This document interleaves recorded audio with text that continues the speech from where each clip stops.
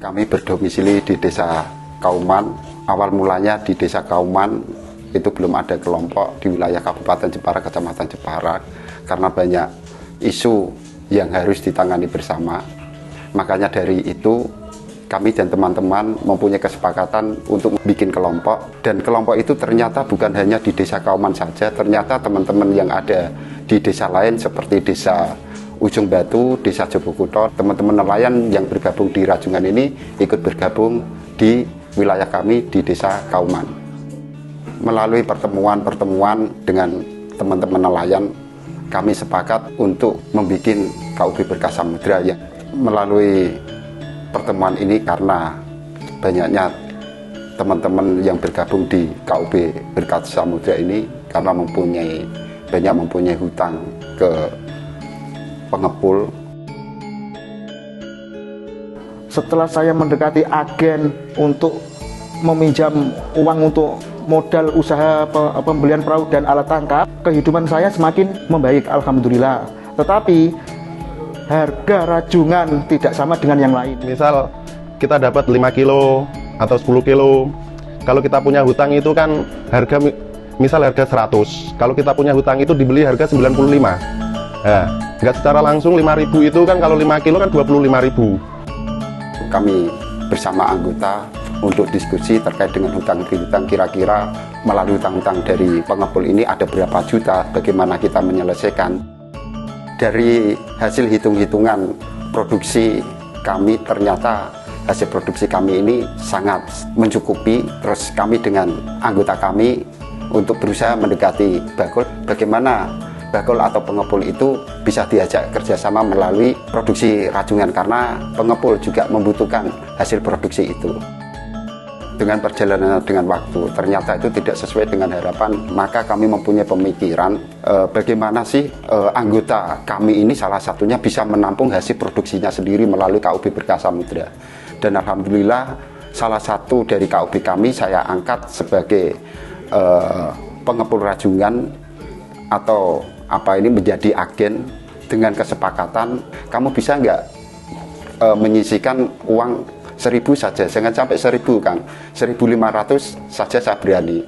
Maka dari itu melalui kesepakatan dengan teman-teman, kita diberikan sama Kang Kowi sebagai anggota Berkah Samudra, sekaligus dia diangkat jadi agen. Dia komitmen untuk memberikan sebagian hasilnya dari ke KUB Berkah Samudra. Dengan adanya uang 1.500, padahal kalau sudah kita hitung perharinya kita dapat kadang 6 kintal atau 600 kilo, 800 kilo, kadang kita sampai dapat 1 ton. Ini tinggal mengalihkan. Kalau kita mengalihkan 1.500 kali 100 kilo saja sudah berapa uangnya, apalagi ini 1 ton.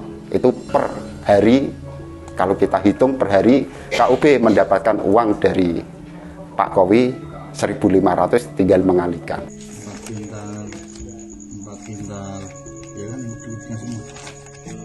Dan alhamdulillah bisa menyelesaikan hutang piutang anggota kami di pengepul yang lainnya.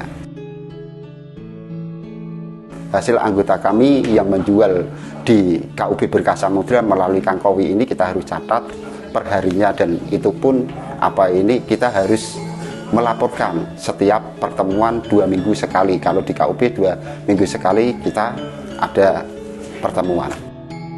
Untuk catatan itu kita masukkan sebagai melalui ada program lagi kesepakatan dengan teman-teman. Setiap anggota bagaimana bisa menyisihkan tabungannya melalui timbangan tersebut.